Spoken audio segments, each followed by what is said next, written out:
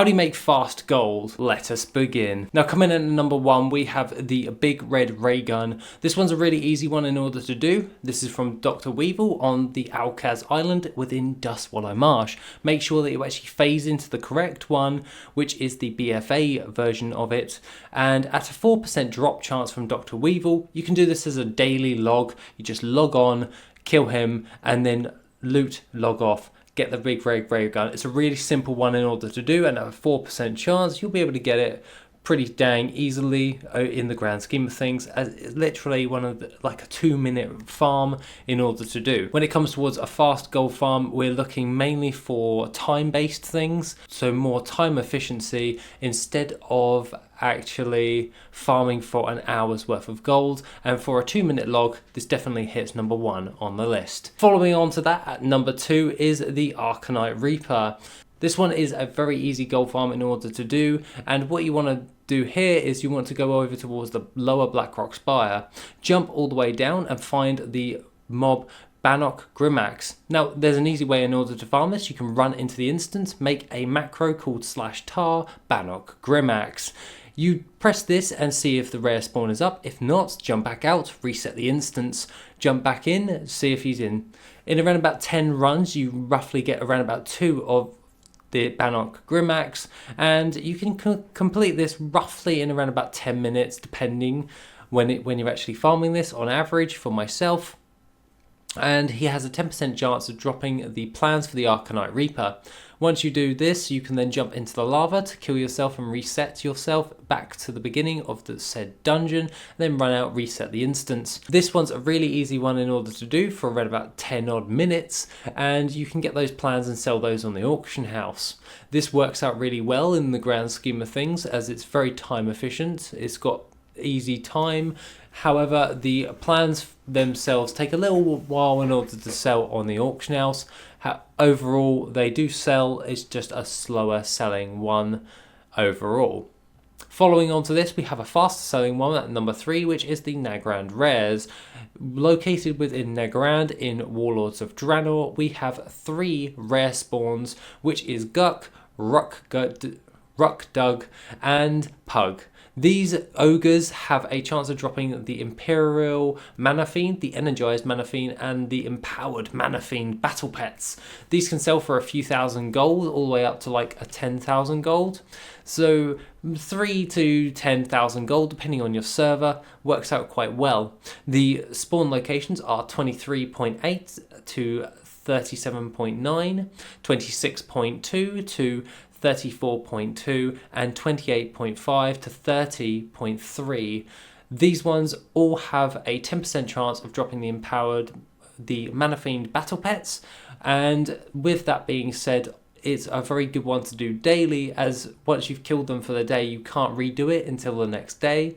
So you can just park an ult there, and every single day you can spend 2 minutes farming this up for a chance of getting a 3,000 gold on the low end, if you only get 1 battle pet, all the way up to a 9,000 gold for that farm. And for 2 minutes, that works out really well in the grand scheme of things, as you can just log on, grab those, sell them on the auction house, and that's said and done. Following on to that, we have the Reigns of Poseidus at 100% drop chance. This one is looking for the rare spawn in 𝐵𝐴𝐻𝐼𝐻 called Poseidus. You want to look for this rare spawn, and particularly I do it early morning. That's how I get the mount, is because he is a farmed one, because it drops that underwater mount. However, this can be bought off the auction house and also sold on the auction house, and that's what we really want to be doing.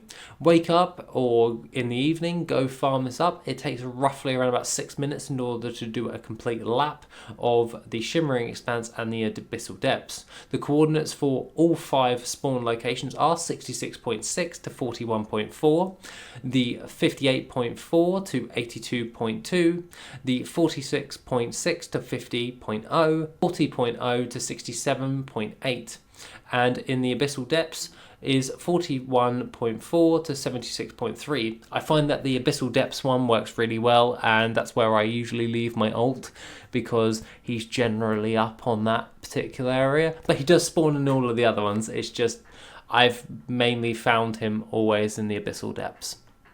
So yeah, that works out really well, especially where there's a 100% drop chance. It's a few thousand gold for a 6-minute farm.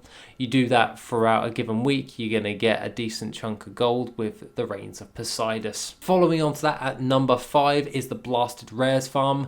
The spawn location for this is on the map right now, and what you're going to be wanting to do is just farm up all of the rares. You'll be going for the Dragonflight spheres and the Dragonflight fragments. You'll be wanting to farm these up and selling those either flat on the auction house or by giving them into the quest giver and completing said quests. However, for me, I generally have this into my gold making method, as it takes me roughly around about 5 to 6 minutes depending, in order to farm up all of the rares and log out. That works out quite well, as they generally make a decent chunk of gold for the time that you're actually putting in, and over time it actually pays off quite nicely, hence why it's in part of my gold making method, because I just sell those flat on the auction house. But if you're a transmog farmer, you can always turn in those quests and have a chance of getting things like the Imperial Chain robes and stuff like that, in order to gain a decent chunk of gold with all of that as well. Moving on to that, we have the Tanan rares. Much like the Nagrand rares, it's a daily thing, so park an ult there. It takes 2 minutes in order to do. Trust me, I tested. And you'll be farming up 3 rare spawns for the Crash and Thrasher toys. This is Dracum at 9% at 83.6 to 43.6. Gondar at an 8% drop chance at 80.6 to 56.4, and Smash and Grab at 10% drop chance for 88.0 to 55.8. This works out really well, as I've done this one pretty much in my gold making method. Just simply put, it's one of the easiest ones in order to do.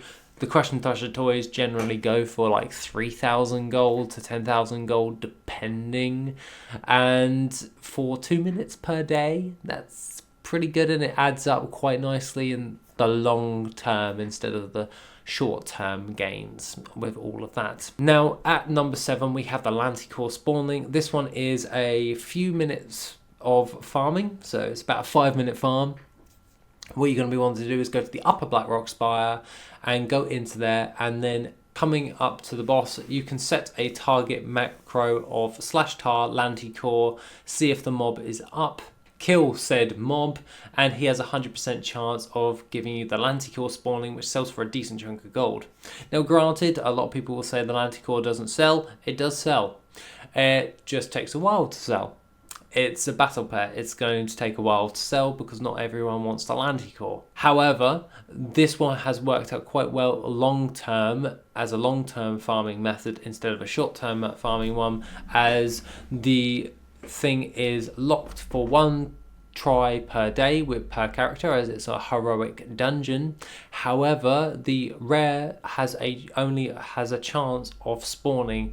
I generally get 1 spawn throughout the given week with my character, and that gives me my Lanticore. Some weeks I don't get anything, but for a few minutes per day this works out quite well in order to actually just gain that little bit of extra gold overall. Now following on to this, at number 8 we have the Sealed Tome of the Lost Legion. Sealed Tome of the Lost Legion is great if you want to gain a decent chunk of gold overall. At a 2% drop chance, it's a Warlock specific farm. Go to the Isle of Thunder. I've talked about this so many times, it's laughable. However, 7 minutes to do a lap every single day. You have 2% chance of getting the Sealed Tome of the Lost Legion. It goes from anywhere from around about 5,000 to 20,000 gold. That's pretty dang good if you put it into gold per hour perspective, as pretty much every few days I will get a Sealed Tome of the Lost Legion, and that still doesn't even equivalent to a full hour's worth of farming to gain something that currently for me is around about 15,000 gold per hour. So it does really work out if we do put it into perspective of the time spent versus the gold that we're actually receiving for this farm. I found it very easy in order to do. Following on to that, and one that I actually sold recently, was the Blood Elf Bandit Mask. I didn't realise how well this actually sold. The Blood Elf Bandit Mask is a cosmetic item that you can find from 𝐆𝐀𝐈𝐿, and what you're going to be wanting to do is run around the roads and wait for a Blood Elf Bandit to attack you. You have a 12% chance of getting the Blood Elf Bandit Mask when you are attacked by a Blood Elf Bandit. There's always 2 spawns throughout the given hour, and it takes roughly about 6-7 minutes in order to do a full lap of all of the spawn points. Spawn points are on the screen right now if you want to take a screenshot of something, and that works out really well in order to actually farm up this and sell it on for roughly around about like 30,000 gold. Now, granted, this does vary in price. I think I sold mine for like 23,000 gold, but 23,000 gold for a 6-minute farm every single day that takes me 6 minutes is pretty good, because the drop chance is so high, it's laughable not to do it. And that's what I really love in the grand scheme of things. Along with that, we follow on to my next one, which is my raid that I love doing. That's a fast one. It takes 6 minutes in order to do. It's the Twilight Clutch Sister, and it's the second boss of the Bastion of Twilight. You can farm this on any difficulty. However, I farm it on heroic because there's more mobs and I get more loot, and tiny chest farm. But realistically, 6 minutes to just bolt it with one character per week, have a chance of getting the Twilight Clutch Sister. You have the Faceless minion and the Bound Stream to also get along with this. And the 6 minutes is to actually do the full clear of the raid. But the second boss will only take you a couple of minutes to get to, and that does give you the chance of the Twilight Clutch Sister, which is a high selling battle pet because it's used in a lot of pet battles. That being said, I found that one to be the best overall. However, I prefer to do a full run for 6 minutes and then get all 3 of those battle pets that sell relatively well. Just the Twilight Clutch Sister sells the fastest. Other than that, that is my pick for the 10 fast gold farms that I would recommend you do. Have an awesome rest of the day, and I shall see you in the next video, which will be soon.